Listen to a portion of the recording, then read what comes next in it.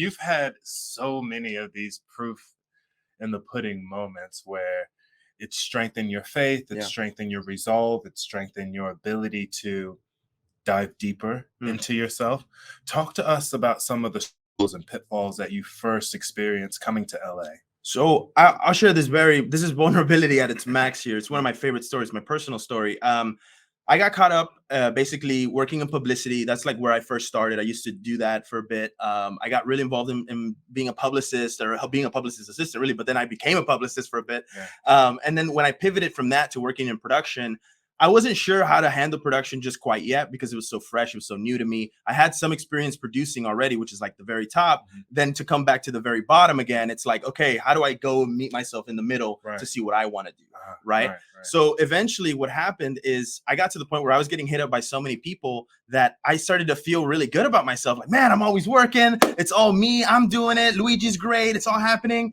And I just remember the night before one of my jobs, I had that mentality where I was just thinking, oh, it's all me, me, me, me, me. And the thought popped into my head and it said, man, maybe I don't even need God.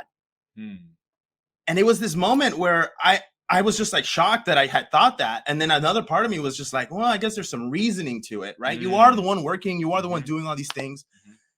So the next day I go to work, I was a PA. So the director's like, hey, can you go grab lunch? You can take my car. It's an Audi. I was like, great. I'm driving his car. I'm trying to map out the directions. I had an iPhone 6 at the time. We were already on like iPhone 10. So this thing was hella slow.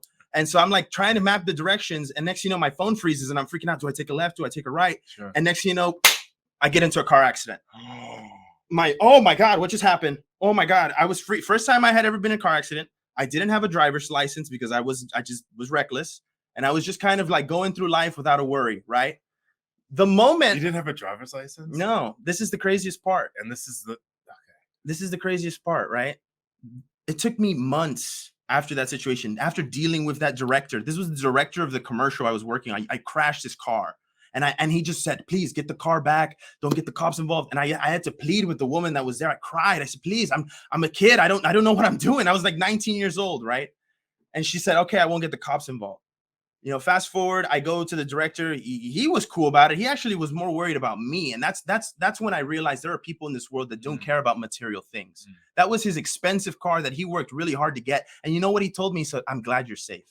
I'm glad you're here. I'm glad the car's here. Because it could have been 10 times worse, man. And it was just like he was able to bring me to this calm that in a moment of like chaos, I was so afraid that it was like something bad was going to happen. And, I basically got into like a depression after that for months, like real deep depression. When the insurance broker is calling you that he's going to take 10 grand directly from your pocket and he keeps calling you, hey, we're going to take money from you.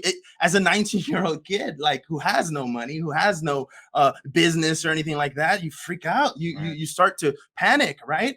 And it wasn't until months after that when I finally realized that what I had done was remove the Lord's coverage over my life. When I said, what if I don't need God? The coverage of God, that protection over my soul was removed. And immediately the world encompassed me in what? A car accident, the worry of pain, the trauma that I now was dealing with, depression. I started gaining weight. It was horrible. And it wasn't until I had a friend who I had known for a little while who finally was like, hey, reached out and talked to me and said, hey, we're doing this. Let's connect. Let's try to get you out of there. And eventually something changed. And then I started to realize I messed up. And I asked the Lord to forgive me. I said, Lord, take away that pain, take away that worry, take away that struggle. I don't want it anymore. And that was that moment where I believe in all reality, where my faith really started, where I've had moments like that where I've had my faith really start, but it was like it kick started there. And it was like, boom, from then on. And that was like 2017. Yeah, that was 2017. So it was intense, dude. And it was like middle of the year. I was depressed from it happened in March. And I was depressed up until like August. So it was like months that I was just in a drought. I was just like emotionally drained because I didn't know how to get out, because all of my contacts that I had at the time were on that job site. So every single contact I had ever made at the time I was just getting started was on that job site, and it was all gone. Yeah. And I just didn't have anything.